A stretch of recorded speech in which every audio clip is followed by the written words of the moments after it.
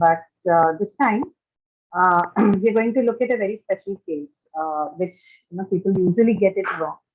And these include, you might have seen these sentences before, the sentences that come with everyone, each, either, and all that, right? So we'll look at a few examples from that in this class. Okay? We'll try and derive some conclusions from it. Okay? And we'll additionally also discuss a bit about the nature of verbs and objects of the verbs. Okay, that's the plan for today. We have exercises in both of them. We'll solve together and see if there are confusions and work around that. Okay, so let's begin by looking at the first one. Right, so like we told the last time, we discussed in the class last time, uh, the basic rule, the golden rule for subject verb remains the same. There is no change for that. That your verb needs to agree with the number of the subject, right? The verb, if your subject is singular, then your verb is also singular. And if your subject is plural, your verb also has to be plural. Okay?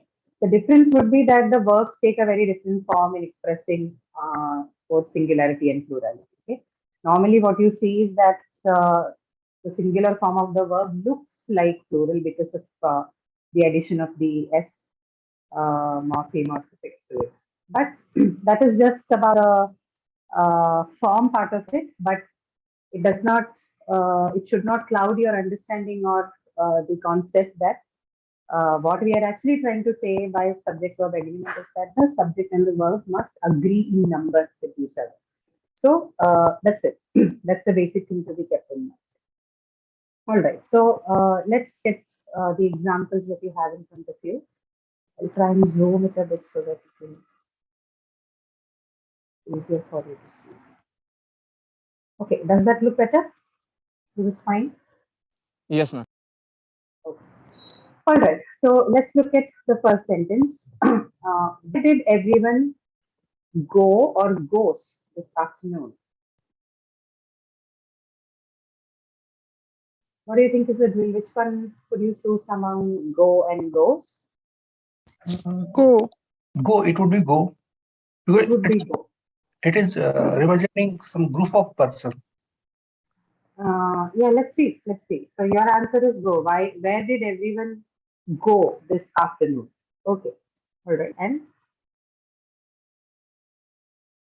anybody else who thinks that it should be goes? But can you comment on the singularity and plurality? So somebody said that we are talking about a group, right?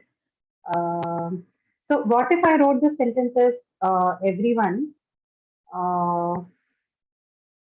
Okay, maybe we have more sentences with that. Okay, that's coming. We have them following, so I'll not change it. So what is the form of the verb here that's used? You see that is did plus go, right? Yeah, plural form. Yes, plural form. Where did everyone go, goes this afternoon? Where did everyone go this afternoon? Okay. So the answer you give me is that we are referring to a collective, which is why we are using go, right? I'll take that explanation from you at this moment, but we'll see that there is something more to it. It's not just that we are referring to people as a group. Okay.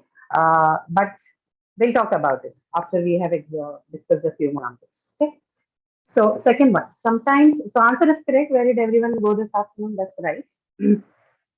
Second one, sometimes it feels like everyone on social media is or having more fun than us. Sometimes it feels like everyone on social media is or having more fun than us. Is Sometimes it feels like everyone on social media is having more fun than us. Okay, now why did you not say are here? What changed from the previous sentence to this one? Because this is also everyone, no? Ma'am, in the context of this sentence here, everyone is individually having fun and not together. So maybe that's why it is. But what tells you from the previous sentence that everyone have gone together somewhere as a group? What if they have went separately elsewhere? And the person is generally, referring to, say you have come back from somewhere to your home, and then there is nobody there. It really does not mean they all left together as a group, right? Could have gone separately in separate places. What do you think, SJ? So this is what I told you. We need to have explanation on the first one. But the second one, sometimes it feels like everyone on social media is having more fun than us. That's right. Okay. That reading is correct, but the first that you gave me will have other things to be added to make it correct. Okay. So we keep it. We'll keep this thing, and then as we discuss, we'll try and figure out what has gone wrong. Okay. Third one. Can you believe that every one of her car tires are flat today? Is. Is. Can you believe that every one of our tires are flat today? So that is or are? R. Yes. R. R. R. R. Okay. So you have answers as is and R. Can you believe that every one of her car tires It's are representing to flat? tires. R. Sorry? Tires. So four tires. It's representing that one. 4 tires. Yeah, I know. I know car has 4 tires. Yeah, no, Uh, but it's uh-huh. representing plural form. No, sorry, you were not clear. What? It is representing to the tires of car, not to the everyone. Not to everyone. Okay. But that is okay. What is the subject in the sentence?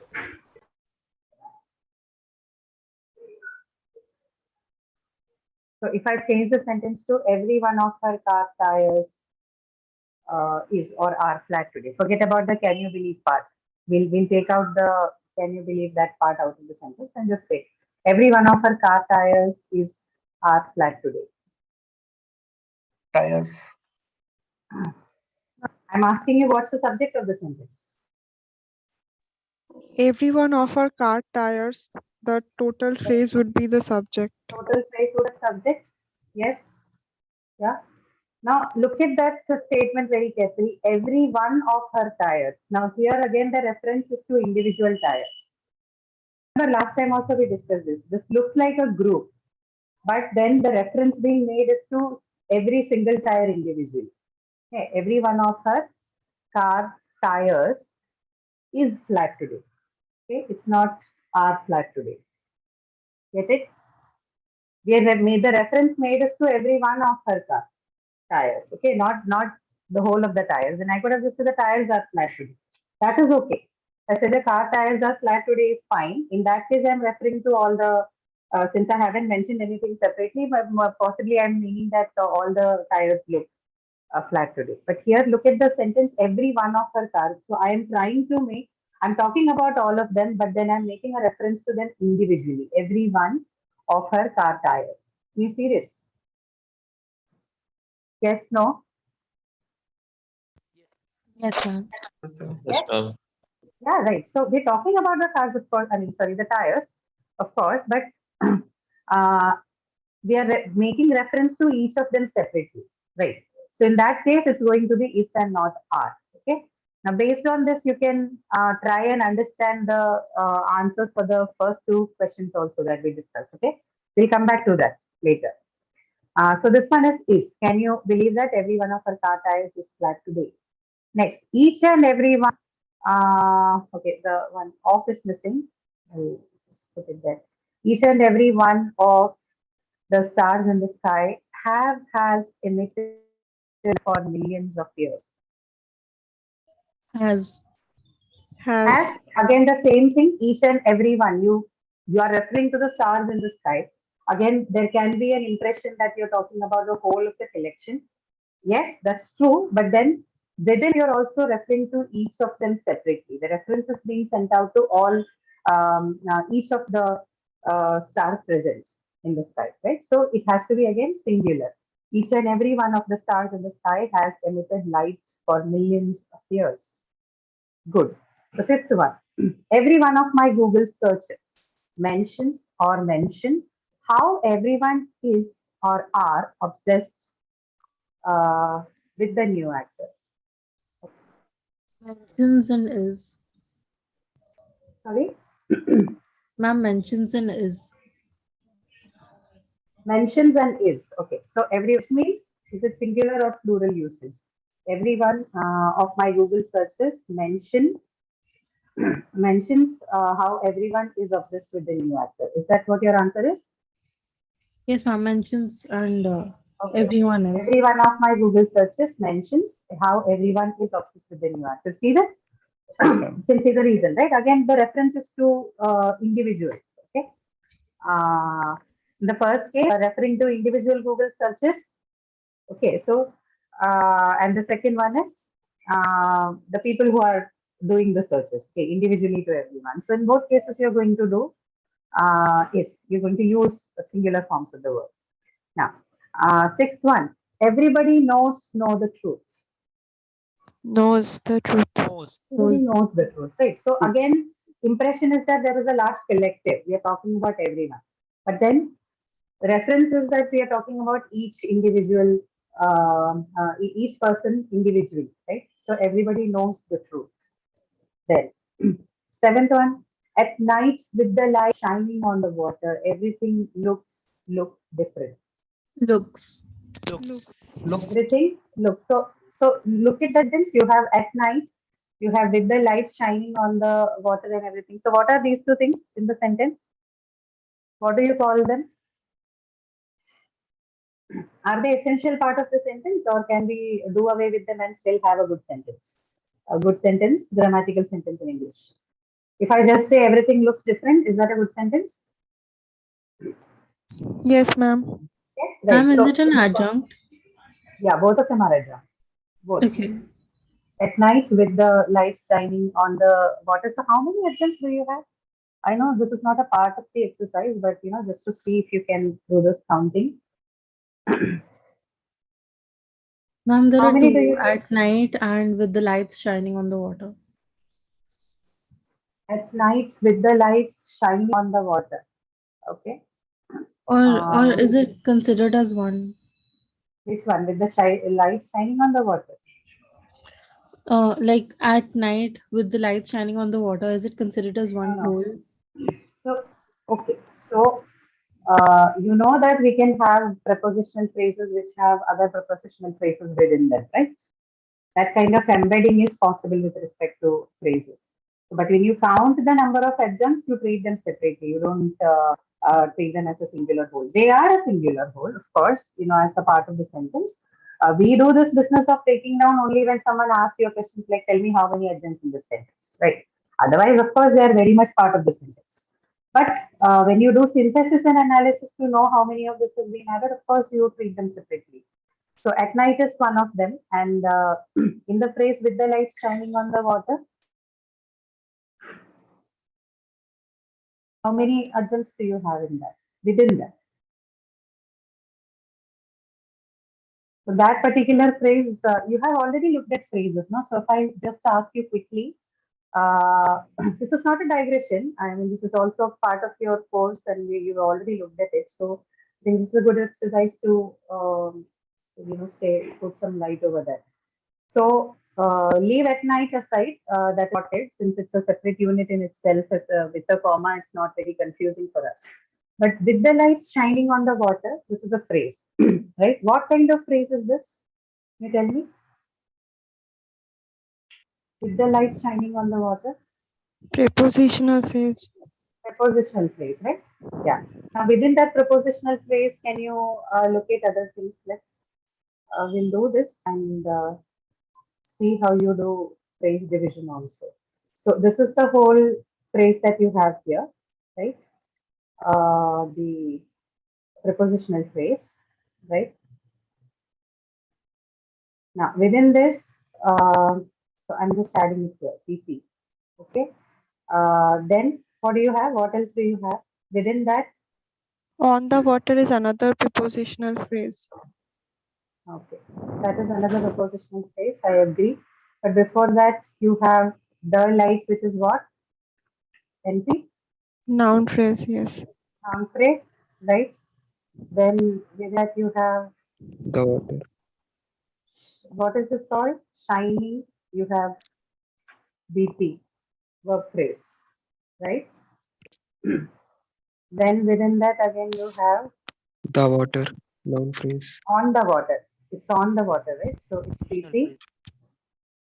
And then again you have what? NP. Noun phrase. So the total number of phrases in that one full prepositional phrase is 1, 2, 3, 4, 5. Okay. That is just to show you the division. Now, with respect to adjuncts, you know all of them cannot become adjuncts. So they are mostly prepositional in nature. Okay, adjuncts. So you have the first one, this one, with the lights. Okay.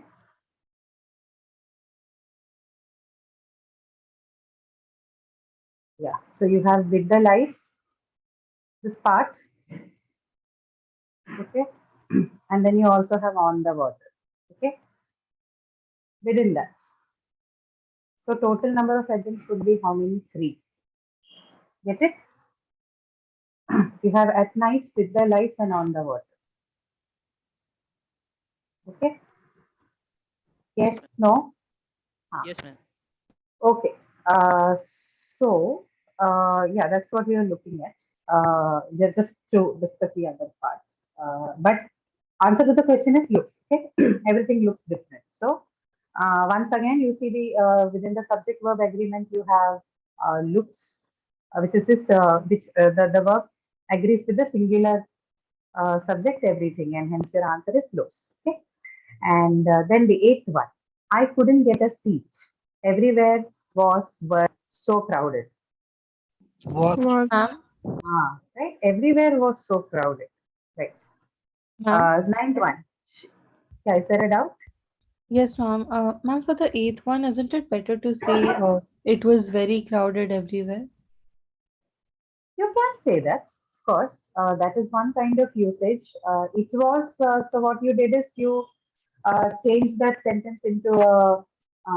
You use the dummy subject it with it, like we discussed the last time. There are purposes of using it and there. You usually use them when you want to add prominence to a statement. This is not part of grammar, but this is more part of why should you write it was and why should you write everywhere was so crowded.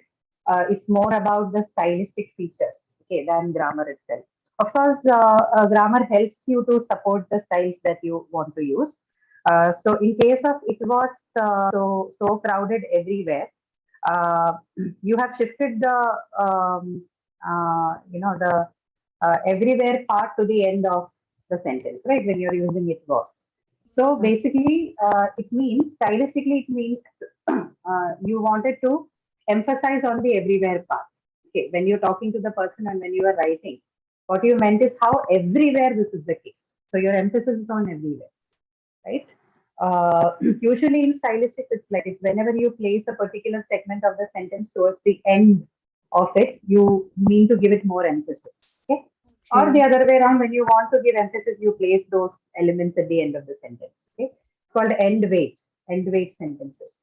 But Okay. grammatically, both the constructions are correct. It was so crowded everywhere is also correct, and everywhere was so crowded is also correct. Both of them are grammatically correct. It's just that I've it's heard this for the different. first time. That's why I wanted to clarify. Everywhere was so crowded. Yeah, yes, ma'am. Oh, I see. No, no, that's a perfectly accurate construction in English. No issues. Okay. And ma'am, you said it was end weight, right? And wait, yeah. Okay. So ninth one is she or knows everybody in the room. Nose. Nose. Knows. Yeah, no, no price for guessing. She knows everybody in the room. So that has to be singular usage. Okay. Now, 10th one. His name was Henry. Everyone calls Calls. him Harry. Calls. Holcomb Harry. Everyone calls him Harry. Calls. Right? Calls. Right. All right. So that's so. So what do you observe in this? What do you see? Like in all of the answers that you saw, what was the answer? Did it take the singular verb form or did it take the plural verb form? Singular.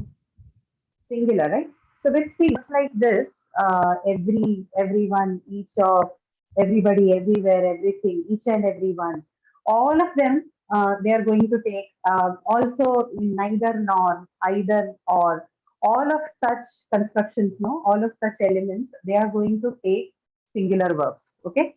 So instead of this can be given as rules when you're learning subject verb agreements, you can take examples of and you can just have like just a list of rules and tell you that this is how it works. So if you have each and everyone, everything and all that, then you use a singular verb. Or if you have names of subjects like physics and civics and mathematics and all, then you use a singular verb. Um, collective noun is going to take a singular verb.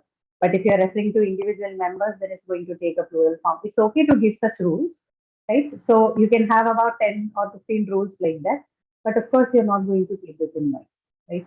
Nobody likes keeping so many things. No one wants to remember so many things, right? So now when you go, when you look at these sentences anytime, whether when you are writing them, using them in a longer piece of writing, or when you see them individually, you can figure this thing better. Okay, just keep one idea in mind whenever you use this each and every and everything and everybody and all that. Although it looks like you're referring to a collection, and it does sometimes refer to the collection, but remember that we are trying to make references to individual particles, individual members of that collection. Okay, so you're trying to talk about the collection as well as the individual members of it at the same time. In this case, since you are making individual references to them, you will have to use a singular verb form. Okay, is that clear? Yes, ma'am. Yeah. Okay. Yes, ma'am. Yes, ma'am. So we'll see this. So we'll look at this next one. This one is also a little tricky part of the grammar of identifying transitive, ditransitive, and intransitive verbs. Right? You have already discussed this in the video lectures, right? Just confirming so that I know that I'm not that session is not running ahead of your content. You Yes, had ma'am. ditransitive, transitive, right? It's covered already. Yeah. Yes, ma'am. Yes, ma'am. Okay, thank you. So let's look at these sentences and we'll figure out transitive, ditransitive, intransitive. You understand what these three things mean? You know the concept of transitive, Yes, ditransitive, and intransitive, right? So what are transitive verbs? ma'am, with What one, kind of verb? I forgot. Yeah.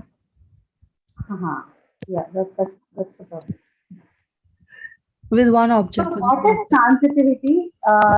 Where does this word come from? It comes from the word transition. What does transition mean? a change. From one form to another form. Transition means A change.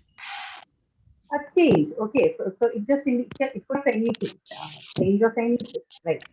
So in this case, because we are talking about verb, what do verbs do? What do they indicate in? What is the function of a verb in a sentence? Or what does it indicate? The verb's basic function is to Action, indicate action, action. one action. Action word. Action is being taken. So verbs indicate action. So okay, somebody please this. Okay. All right. So here it refers to action, and when you say transitive, you basically mean that from one action to the other. Okay. So meaning from what the subject is doing to you doing to what the object is doing. So the word transitive comes from there. That's where the transitive word originates from. So if it is difficult for you to remember the terminology, just understand it. Okay, once you know what it means, there is really no confusion with respect to that. Okay, so transitive verb, it's so the word transitive comes from the notion that a person performs an action that affects some person or other thing. Okay, that is what it means. Now, grammatically, what do we mean by transitive verbs? So Ma'am, this it is has. about what it means. Sorry. Sorry. Sorry, ma'am. Please continue. So grammatically, what a transitive verb means, we just looked at what it means in a general sense. Grammatically, the meaning of a transitive verb is the verb which has one object, right? The verb which needs an object to complete its meaning when used. And more importantly, or as an additive feature to it, transitive verbs are those verbs which will have at least one object. Okay, that's the grammatical understanding of the word transitive verb. How about ditransitive? Ditransitive has two objects. Two objects, right? So the idea of what transitivity means remains same for transitive, ditransitive verbs also. The difference is that it's going to have two instead of one. Okay. Intransitive, No objects. No object. no object. Okay, so keep this in mind. Intransitive does not, transitive doesn't mean no verbs. It means no objects. Okay. So it does not have to take an object to complete its meaning. So grammatically, ditransitive, transitive, and intransitive means the meaning grammatically is all in relation to how many objects they can acquire. Okay. All right. So the first sentence: she advised me to consult a physician.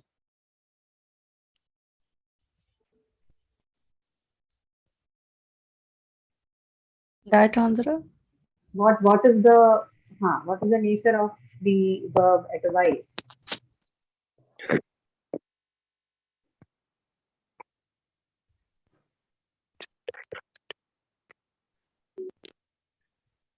No, Ditransitive. Ditransitive.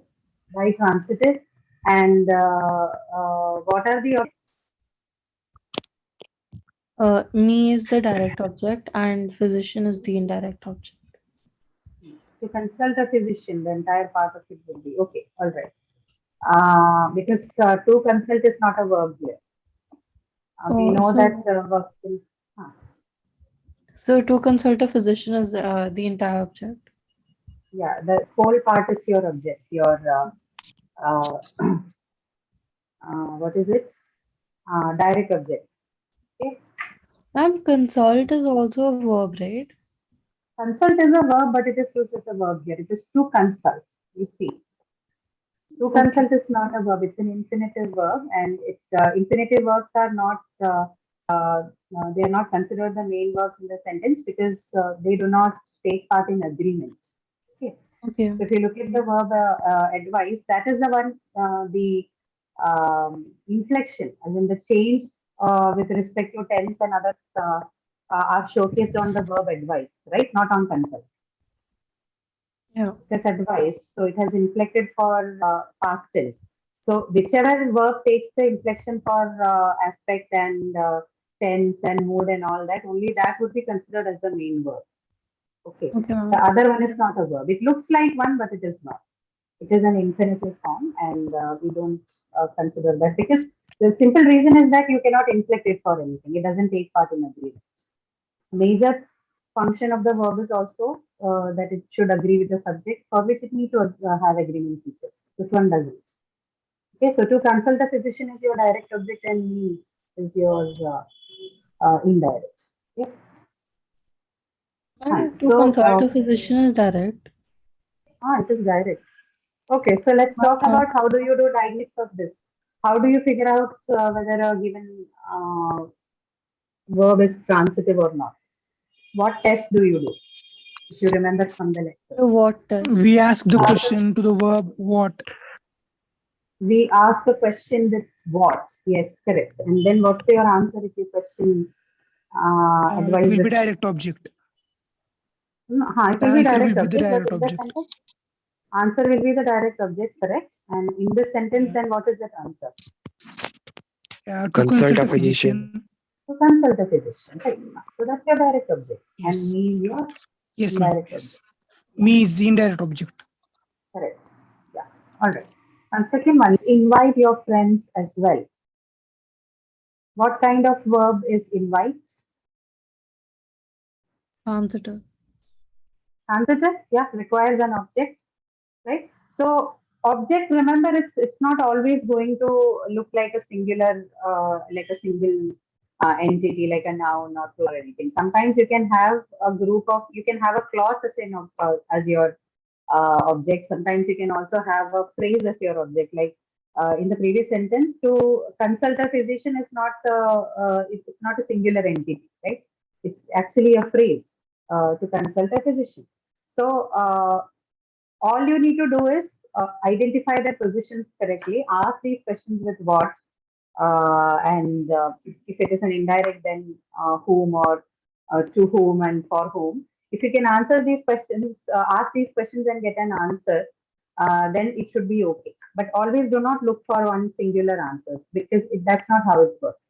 Your subject, like your subject can be more than just one word, it can be a bigger chunk. Your object can also be bigger chunk. It needn't be a singular word always. Right. So invite is here what? It's a transitive verb, requires an object. So correct, transitive. 3. I waited for an hour. I waited for an hour. Intransitive. Intransitive, right? You ask a question with what and there's no answer. You don't get any legitimate answer to that question. So intransitive verb. I received your bouquet in the morning. I received your bouquet in the morning. This is easy. I received your bouquet in the morning. Transitive. Transitive. Transitive. So receive your bouquet. Your object is your bouquet. And what is in the morning?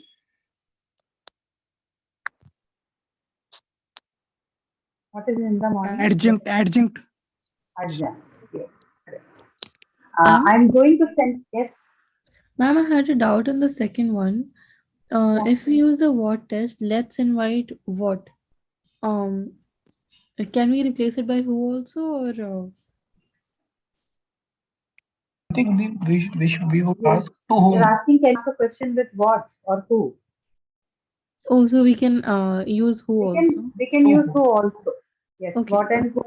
But the most commonly prescribed diagnostic test is with what, because now that is under the intent that always the object has to have the quality of a thing. Okay, but Is there you can ask. Sorry, is there any other possibility besides what and who? no. It has to be only what and who, nothing more than Okay. that. Okay, Thank what? you. Yeah. You'll also see certain verbs in their usage, they slip this thing, but that is not for your course or your discussion. But for your thing, you can use what and who. Okay. In either of the cases, if you get an answer, then there's an object and the verb has to be transitive. Okay. Um, Right. Ma'am, so here friends is indirect object, na? No. Unless you have a direct object, you cannot talk about an indirect. If there is just one object, that's the only object you have. Right. Indirect object comes to question only when you have a direct object. So it is not mentioned in the sentence, then you don't have to bring elements that are outside the sentence. Okay. So like look at the verb receive. Right. Receive is also, there are many words which can be used ditransitive verbs, but we don't draw a conclusion about the verb in that sense. We base it. We have a conclusion based on its usage in the sentence. So in fourth one, you don't have a chance of using direct or indirect, because the only object you have is your bouquet. You don't see anything in the sentence, do you? Yeah. Yes, ma'am. Yeah, right. So only does you have a chance to talk, only when the sentence gives you two objects can we talk about indirect or direct and then ditransitive. When it doesn't give you that opportunity, there's no point of talking about it, right? Some verbs in English, they are specifically used only in the ditransitive sense, but there are transitive verbs which in certain contexts may be used as a ditransitive too. For example, the verb that you see on the screen, receive, right? All those verbs can also function as ditransitive, but that's a different to you. It is not a ditransitive because it doesn't have two objects. No, that only has one. Ma'am, if it is like let's invite your friend in meeting, then so the friend is whom, and in meeting, ma'am, what is meeting? So ma'am, what is direct here? No, what does not answer the question in meeting. In meeting does not answer the question what.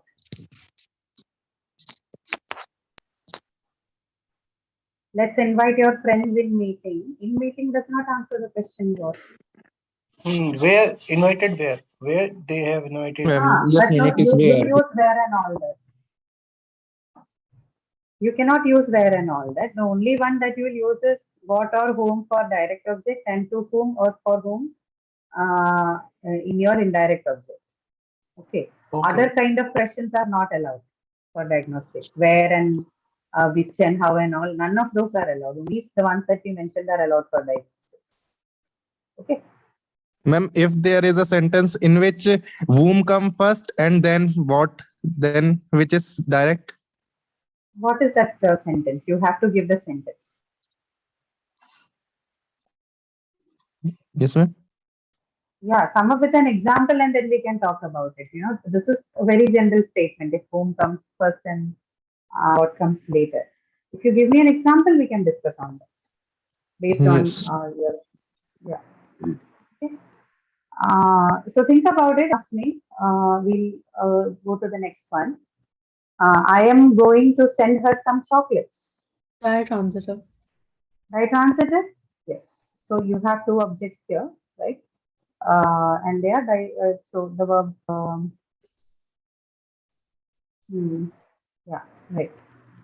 Now he has changed a lot since he got married.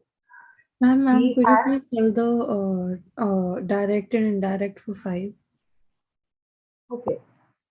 Uh, yeah. What is being sent? You can ask. I am Ma'am, going but to who send is her. also there? What or who? Anything. You can ask those questions.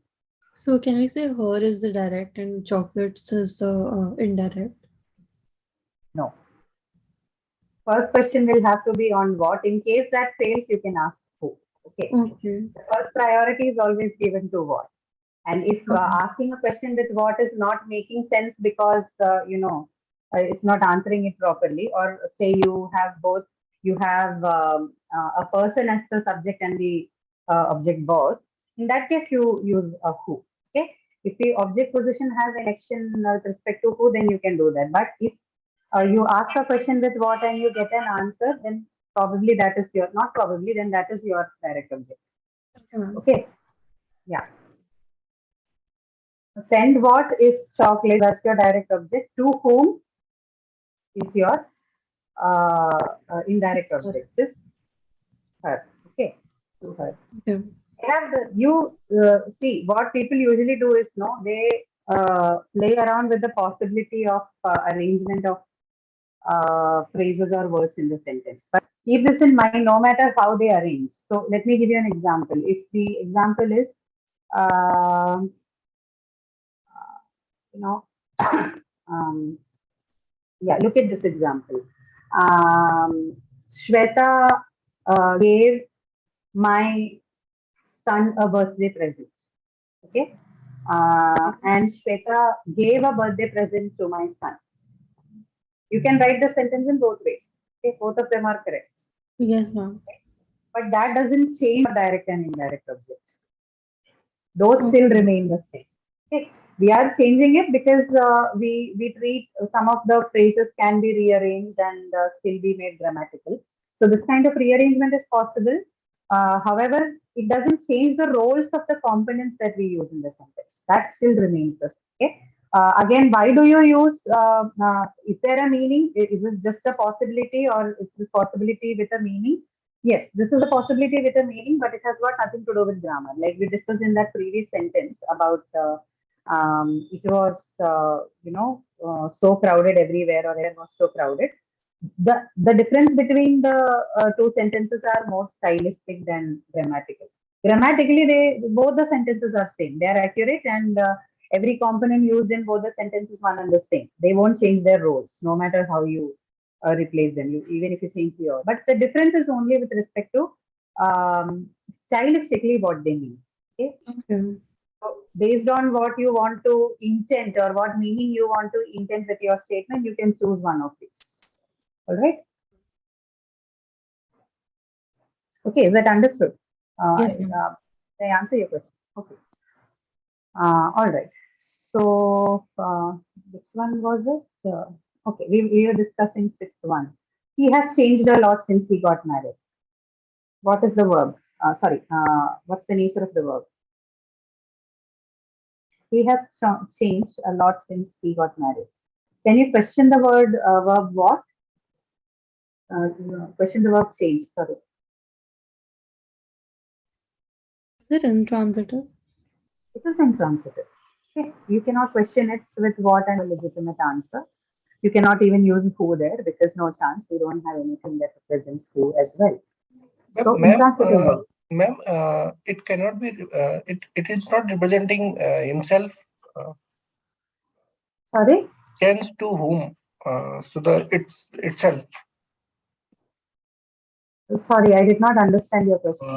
If we ask question to whom, then the answer could be. Why are you asking the question to whom? Do you have any indirect object here? No, ma'am. No, right? Yeah.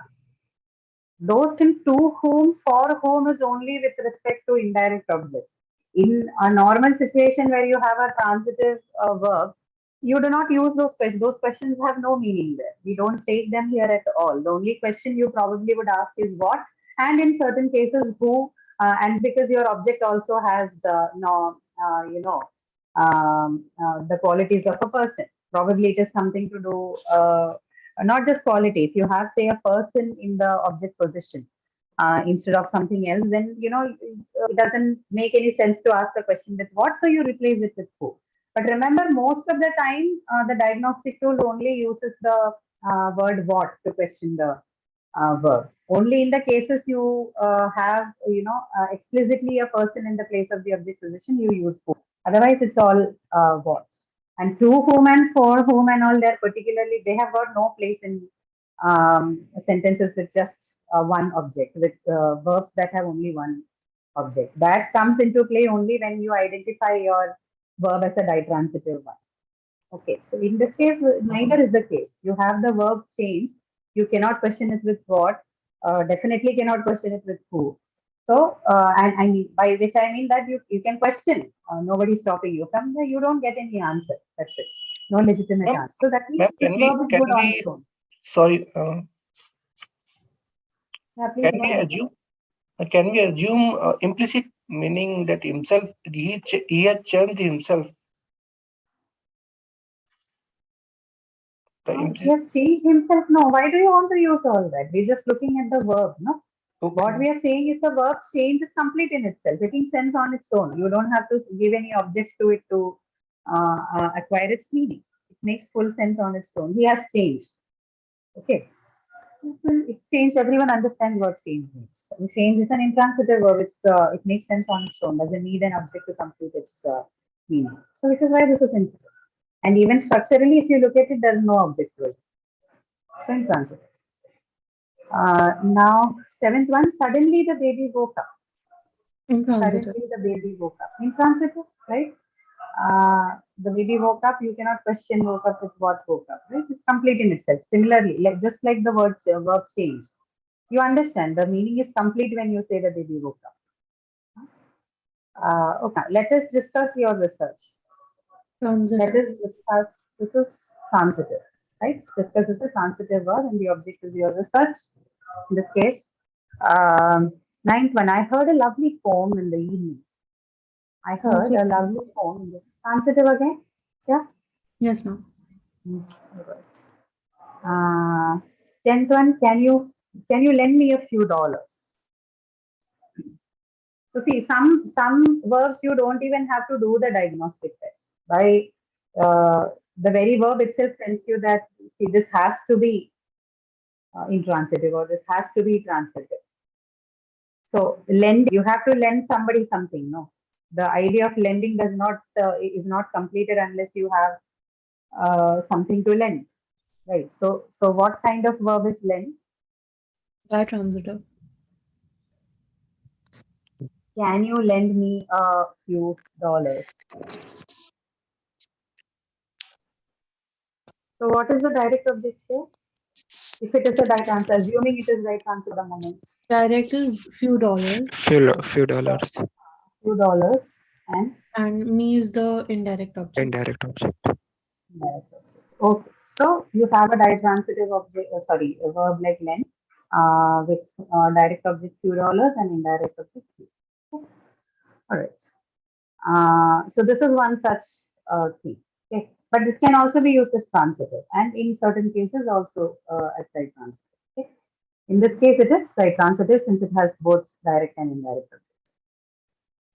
This is the last one. I believe we have more of transitive. Okay, this is the last one. That's okay. The wind was blowing fiercely. The wind was blowing fiercely. Transitive. What's the object? There's no object. There's no object. So what is it? Intransitive. Intransitive. Intransitive, right? It is intransitive. And the wind was blowing fiercely. The verb blow, completely meaningful by itself, doesn't need an object, intransitive. Okay, right. So you can keep looking at whenever you're reading something, whether it's from newspaper or even the textbook that you read. Try looking at the verbs and all in that, and just look at the sentences alone and figure out if it is transitive or ditransitive or intransitive, right? Just concentrate on the verb and look for objects, direct objects, indirect objects, and we cannot have an exhaustive list of all that because we know that verb belongs to an open class compound, right? It's something that has indefinite list. You can keep adding to that list. So we cannot take each of the verbs one by one, and we don't have to do that as long as we understand that this is how the nature of the verbs work, or we know the diagnostic to test the transitivity. I think we are fine, no matter how many the number of verbs are. So keep practicing them, and you'll get better at it if it is confusing at this moment. Okay. The third one is also related to this one.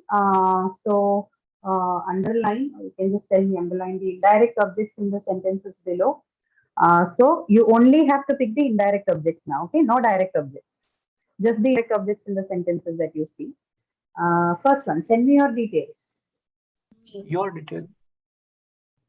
Send me your Me. details. Me Me. will be the indirect. Me. Oh, Send what? Your details. To whom? Me. So you're going to ask question to whom and for whom now. okay, You're, indirect. discussing- Sorry. Yeah, only. We're not going to discuss direct. You only have to tell me what indirect objects do these sentences have. Okay, so the first one is me, the first sentence. Second, Paul's parents promised him a bicycle for his 12th birthday. Him. Him. Him? Yeah, him. Yes, sir. Right? Yeah. You can save yourself the bother. You can save yourself the bother. Yourself. Yourself, right? What do you save the bother? And the indirect object is going to be yourself. Okay. I owe my parents several £100. My What's the parents. indirect object? My parents. My parents. My parents. Is everyone following? You have notes, right? You're able to pick it up, no? From the Yes, sentence. Yeah. Show me your new laptop. One. Here. Show me Me. your new laptop. Me. Sorry. Me. Yeah, your new laptop is what? It's the direct object. Yes, ma'am. Direct object. Yeah, and me is your indirect object. Right. Noisy neighbors cause many people a lot of trouble. Many people. Caused many people a lot of trouble. What do they cause? A lot of trouble. A lot of trouble. Yeah, that's that object, and many people is your indirect object. Okay, here. What can I offer you now? What can I offer you now? You. What's the verb in the sentence? First, look at the Offer, verb in the offer. sentence. Offer. Yes, sir. Offer. Okay, offer. So now, direct object or indirect object? Ma'am, what is what, ma'am? What is what? What is an interrogative word? WH word you call them. It's not the subject or object. No, that's a different discussion. We don't have to look at that. You can understand the verb. See, the only thing we are looking at is the verb. Okay, those questions are a little complicated. I mean, we'll have to discuss many things to get there. So we'll keep it aside. But it's not the subject. What cannot be the subject? No, we So know the I nature. We know the things that can become subjects. It has to have some. I told you that subjects will need some nominal qualities. Last class when we were discussing subject, I told you it has to have some kind of nominal quality. It is definitely not the subject. okay. But we don't know if they can be part of a subject. Now that you have to figure out. What I So, offer you now. I understand what you're trying to ask is what can I be treated as subject, right? The answer is no. ma'am, I is the subject, right? Definitely. Definitely. Okay. So what is the direct object in this case? We have it. Do you see a direct object here? I don't see it. So the direct object will be the answer to that question. Yes. Okay. Yeah, So when I ma'am, have the answer, how can there be an indirect without a direct? that is possible. Why not? Definitely that can be. Maybe you is the indirect From the object. context, you can definitely say that there is an. See, I'm asking you a question. I'm asking you, what can I offer you now? We don't have the answer here, but there is a conceptual space for that answer, right? So that's why Okay. I'm saying the answer to this question will be a direct object. If I had that answer here, okay. So let me put it here.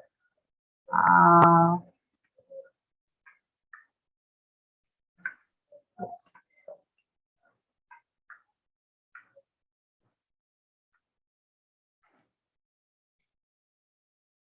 Okay, now look at it. Yes, ma'am. Coffee is the direct and So the answer that I'm giving to it, which is also posed as a question, in this case, that doesn't matter. Whether it is a question statement, whether it is some declarative statement, doesn't matter. That's what I'm saying. You can change the style of it, you can change the form of it, but it does not affect the roles performed by each of them separately. Right? Not in all cases. There are cases where it can happen, but those are very different kind of constructions in English. Like say a passive sentence. You change the form of it, you change the position, and then the whole of the thing changes. Right? But in this case, you don't have it. This one is a fairly simple. So answer to that question is your direct object. okay, ma'am. I can offer you coffee. Suppose if I change it to a declarative sentence, I can offer you coffee. Yeah, ma'am. Now it's clear. Right? So coffee will become your direct object. And what is the indirect? Our point is to find out the indirect object. What is the indirect object? You. You, right? Clear, everyone? So, Yes, ma'am, ma'am. there is no direct object here. In the sentence we have on the screen, we don't have a direct object. Yes, ma'am. But Yes. if somebody answers it, then yeah, you have a direct object. But I'm saying there's a conceptual space for it. It's just that you don't have it literally on the screen right now. You don't have it. So, That's all. so in a nutshell, we can have indirect object uh, besides having direct object. In this case, because this is a Yeah, question, you're asking somebody for an answer. In this case, yes. But in yeah, other yeah. things, in other sentences, you don't assume that okay, there can be a indirect object also here. That's not So possible. first In this case, we have to look for direct object, and then after investigating direct object, yes, yes, we look to absolutely. okay. Yes, you first look for the direct object. To have them, then yes, that's it. Okay. Sure. Indirect object is always secondary. You look Yeah, for them yeah. later. But in this case, indirect object is you and direct object is absent. Yes. Yeah, ma'am. Yeah. The film made the studio a huge amount of money. Studio. Yes, then Yeah, understood. studio, right? Studio is your indirect object. Okay. The scheme offers new investors very handsome dividends. Scheme Investor. offers new investors very handsome. New investors. New investors. New investors is your indirect object. Now the last one. Who taught you how to do that? You. Who taught you? Oh, You, right? This is very similar to the seventh question. Who taught you how to do that? Answer to that question, which you don't have on the screen, could be your direct object, and indirect is you, which is a part of the sentence given. So ma'am, you but in is the this indirect. case, ma'am, in this case, the answer will be to who? Like, it will be a person, Yes. right? So Not how to can we who. The answer could be just somebody, just someone. Okay. Say my mother. Who taught you how to do that? My mother. So, ma'am, Not what to is who. direct object here? We don't have it here. We are just trying to guess it from the context. Given that, there will be an answer to this question. He's been asked this question, and there will be an answer to that. And that answer is going to be your direct object in this case. ma'am, in this case, Similarly, can we say, like in sentence 7. ma'am, in this Yes? case, can we say that is the direct object? No? Because it's Ma'am, here referring how to to do something. that is direct object. How to do that cannot be direct object. No. What sense does that make? That's who taught you Ma'am, how because to do that? taught you, ma'am, taught What you you what? So, ma'am, what taught? yes, ma'am. So So, how to what do Please, that? is here one how at a to do time, that? please. We're all talking together. Just a minute. Yeah, please, one at a time. If you all speak together, I cannot make sense of what is it. And that will Please refer raise your hands. to I'll come to you. Raise your hands and then you can talk. How's this? Someone's hands up. I cannot see. Shreya, Shreya. Yes, go ahead. ma'am, may I speak? Shreya, you're not audible. Speak. Okay, ma'am, ma'am, the reason why I said that that is the direct object is that because it's referring to that what, right? Who taught you how to do that? Referring to what? No. It's How referring is to it that different? Who what that taught we you how asked. to do that? Hmm. Who taught you how to do that is referring to, That is referring to the what that we're looking for, right? but where do you have that information? Do you have that information? We are not talking about anything. Yes, sir. I get your question, but whatever it is that you don't have in the sentence, now you're talking about a possibility that is there outside, and that is again that has got no reference in the sentence. But the case of who is different. It's a very explicit thing that you're asking, right? That Okay, can have an answer, but not for that.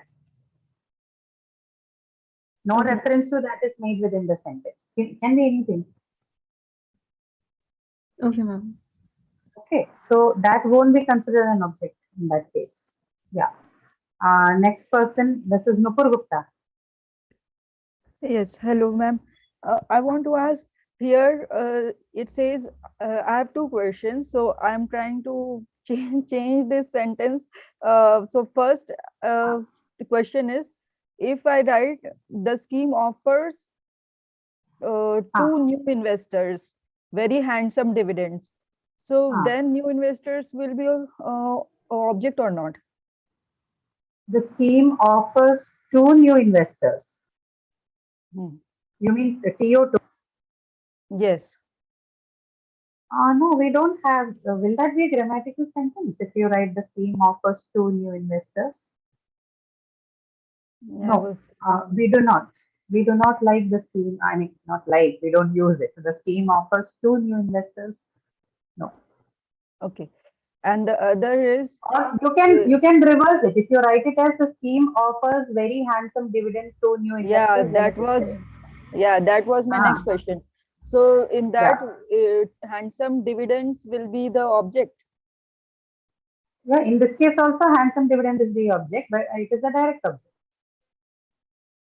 In that Uh, case also it will be a direct object, and your new investors will be indirect object to new investors. okay. Okay, so look for it yourself. The scheme offers very handsome dividends to new investors. Um, the scheme offers what? Very handsome dividends. That's your Yes, direct object. To whom? To new investors. That's your indirect object. yes. Same thing. If you, Yeah. Yes, same please thing go. here. It's same thing in the sentence here, right? The scheme offers new investors very handsome dividends. Scheme offers what? Still the answer is very handsome dividends. To whom? New investors. Still the answer is new. Indirect object is new investors. Okay. Okay, No so issues. who and what can be reversed? Who and what? So, Ordering of the phrases can be reversed. I just told you, no? In a previous example. Ordering can be reversed, but it does not change what they function as. The indirect object remains indirect object. Direct object remains direct object. That doesn't change anything about the grammaticality of the phrases. All you do is you just interchange them to suit your purpose. Okay. Your idea is to stress on the part that new investors would be given the thing. Then you put that at the end of the sentence. If your idea is to stress more on the handsome dividends that the scheme offers, then you put that at the end of the sentence. Okay, so yeah. so this is more about the stylistic features than grammar. Grammatically, nothing happens to it. Same. Got confused. What is direct object and indirect object now? Yeah. So I want. Can you give one short example? What is direct object? Direct object is that particular part in the sentence, the object of the verb which answers in what, okay, or who. In times where your object is, say, a person. Indirect objects will instead answer the question to whom, for whom. Okay, Okay. this is the diagnostic you can use for it. Okay, anything that is directly affected by the action of the verb becomes the direct object. So, All right. All right. Thank you. okay, all right.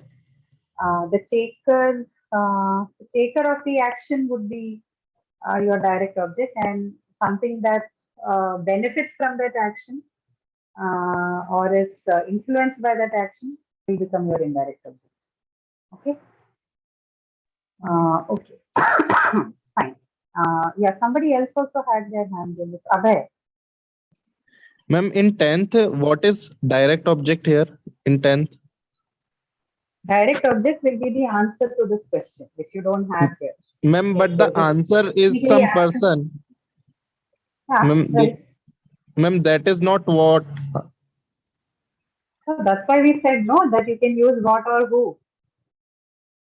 You use what or who. In case it's a person, then obviously you cannot question it with what. If your object is a person, then you don't ask to the person, right? It has to be who. Yes, ma'am. Okay, got it, ma'am. Okay. Yeah, yeah. Any other questions, guys? Ma'am, Anyone? Anyone? ma'am, I have Ram a Naresh. question. Ma'am, Yeah, okay, we are finding this direct and indirect object.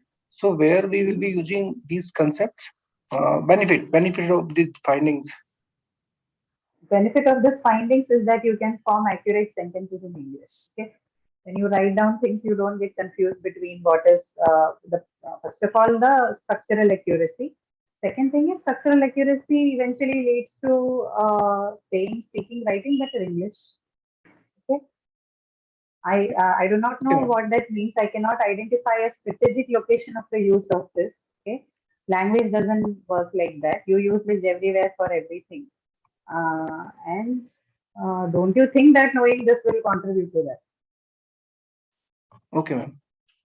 Yeah, I cannot the thrust area of usage for indirect and indirect, sorry, direct or indirect verbs. Because in the I earlier assume section we were getting the benefit of everyone, everybody, and these all the benefit of that knowing about that.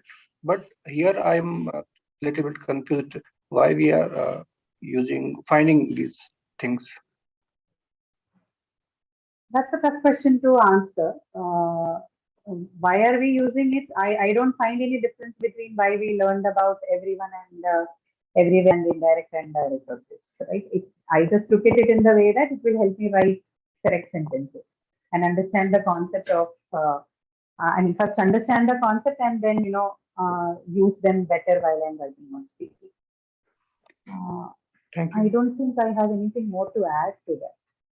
Well, just these are several functional aspects in language which are which in non-native speakers usually are found to be used in a very erroneous way.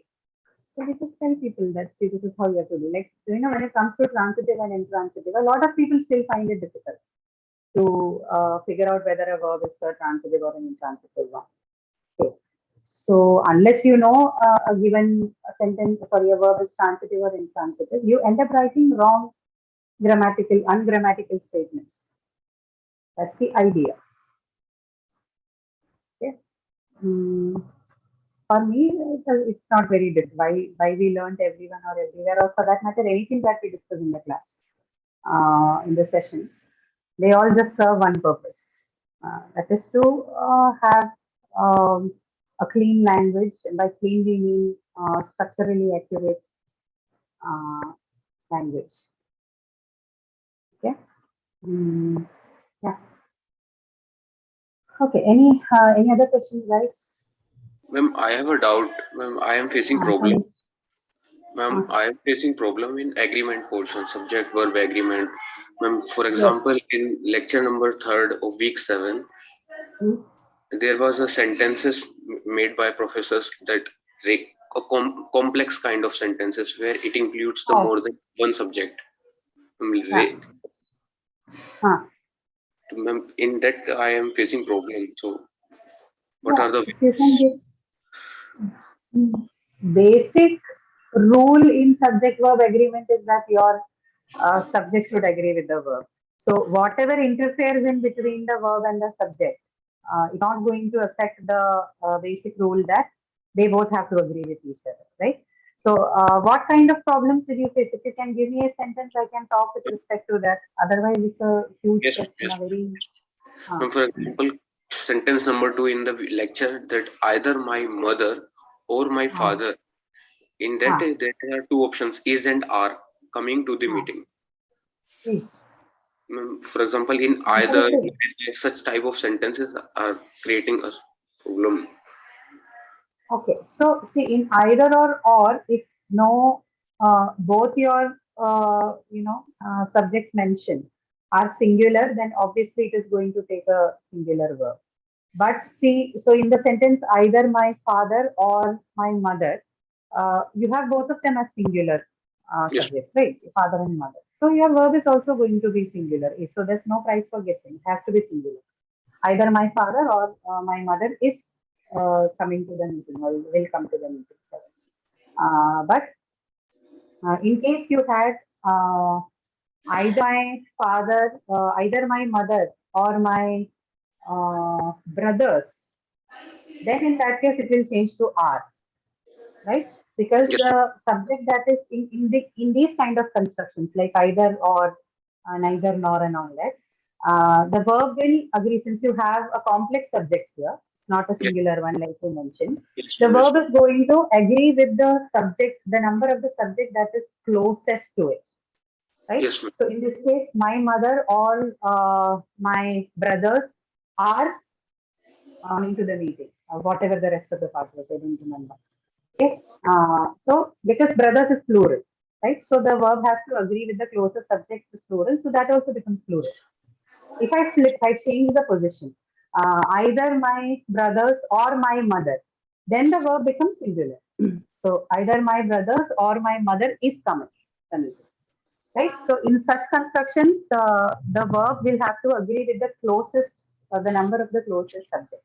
Another sentence is like one of my sister dash going one on of my sisters. It has to be one of my sisters. So one of my sister, the answer is.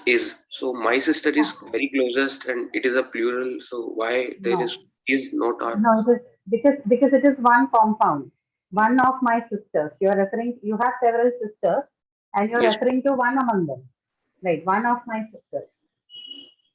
Ma'am, here the closest one is the concept of closest one fails if I think. But this is not a singular subject, right? That whole part, one of my sisters is your subject, not just the sister. One of my sisters is your subject, not the sisters. Right. In the previous case, either this or that, you basically compounded the subject. Yes, ma'am. Right. So in that case, the closest one, and in the compound subject also, you have two varieties. You have, say, an example like um, I and my friend. So the first example is I and my friend. So Yes, ma'am. here the compound word used is and, Yes, right? ma'am. Yes. And in the second case, either and or, either or. So like either my father or my mother, Yes, ma'am. or my sisters. Okay, anything. So Yes, if ma'am. you're using, in the first case, what happens? I, my, because you use the word and there for the compound subject. Yes, ma'am. What does and do? The function of the and is Include both. include, right? So it's going to make it two. It's going to Yes, ma'am. compound. So you have two subjects now, and two is obviously plural, Yes, right? ma'am. Yeah. So Yes. obviously your verb will have to be plural. It has to agree with it. So in the case of either or, you're basically making one action between both. You're saying either my father is going to come, and if he doesn't, then my brothers are going to come. This is what you're going to say, right? Ma'am. Yes, ma'am. Yeah. So again, the selection is singular here. Now within that, if you have one of the entity that is plural, then it has to take a plural verb. So for example, the one closest to the verb is say my sisters. Then Yes. sisters, you know, is plural, right? Yes, ma'am. Sisters is plural, you know. So obviously Yes. it has to take a plural verb. But Yes, if ma'am. it is just sister, then it has to take a singular verb. That's all. Okay. Yes, ma'am. But if you treat it as a compound, either my father or my sisters, we Yes, ma'am. know that both are not a possibility. Possibility is only one among it. Either this person goes or those people go. Right. Not like this is, I'm telling you this, I don't want you to get confused between the compound subject that comes with an and. The meaning of the and is very different. And is, by itself, it's telling you I'm compounding. So my subject is plural now. It is not singular. But in either or you still have a selection. You choose between one of them, and whichever one goes, we don't know who goes, but the one that is closest to the subject, whatever the number it takes, if it is singular, the verb remains singular, and if it is plural, then the verb becomes plural. Okay, Yes, ma'am. like that. So that's the difference. Ma'am. But there are also cases, since you asked me, let me tell you, and we talked about and, I think I told this last class also, but keep this in mind, there are certain compounds Yes. which may be used in singular form. Like the example I used was the bread and butter, right? So the Yes. example, bread and butter is on the menu for breakfast. So in this case, you don't say bread and butter are on the menu. You say bread and butter is on the menu. We are Why? we are Although, considering yeah, they them are as single treated as entity. an entity. Yes, Yes, ma'am. they're treated as one unit, bread and butter. So here Yes, the function of and is not to show compounding, but to show that there's a unity between these two, a single yes. unit. Right. Ma'am, So there is are there several usages like this in English. So based on the meaning that it purports, the grammar has to agree with that too. Okay. Grammar alone cannot be the thing in language, because after all, language is also meaning making process. So whatever my intended meaning is, I will have to figure out a way within the grammatical rules to represent it accurately, and that's what we are discussing. Okay. ma'am, there are certain some special conjunctions like as well as, and Hmm. all these things are creating more and more confusion. While if I go deeper and deeper in that, Don't go deeper and deeper into it. If it is with respect to subject and verb agreement, then yes, just ma'am. remember that no matter what intervenes between your subject and verb, the verb Yes, is only going to agree with the subject, the number of the subject. If your subject is singular, it will definitely be singular. If your subject is plural, it is definitely going to be plural. No matter what comes in between, together with, as long as well as, along with, accompanied by, come whatever may, whatever intervenes between these two, it doesn't really affect it. Only the subject agrees with the verb. So one needs to only bother about the number and person of subject in order to figure out how the verb will look like. Okay. ma'am. One more sentence I want to give. Sure. Uh, will you please? Yeah, sure. Please go ahead. The sentence is the players as well as captain dash win the match. Yeah. And the what verb? Want. Ma'am, any What is the verb? Want, no? Want is the verb that you have to use, yes, right? ma'am, yes, ma'am. Yes, ma'am. So the players as well as the captain want to win the match, right? Okay. Because players is your subject, Yes, ma'am. right? Players is your subject and that is plural, so your verb has to be also plural. So the players as well as the captain want to win the match. Ma'am, but the captain is more closer to the verb. No, it is not a subject, but is it a subject? It can be closer or not closer, but is it the subject? In the Yes, case ma'am. of either or, they were subjects. They were still performing the role of the subject, which is The why play- closer proximity was discussed. Here, captain is not the subject. The subject of the sentence is the play. players, right? Okay. So you have to learn in case of compound. See, either or the I and my friend and I and all, they were examples of compound subjects.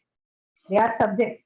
So when you have already identified the subject, then the second rule applies that in case it is complex, when you look at it, the closer part of the compound, decide based on the number of the closer part of the compound to the verb of the sentence. But in this case, your as well as the captain is not as well as the captain is not the subject. The subject is clearly the players, right?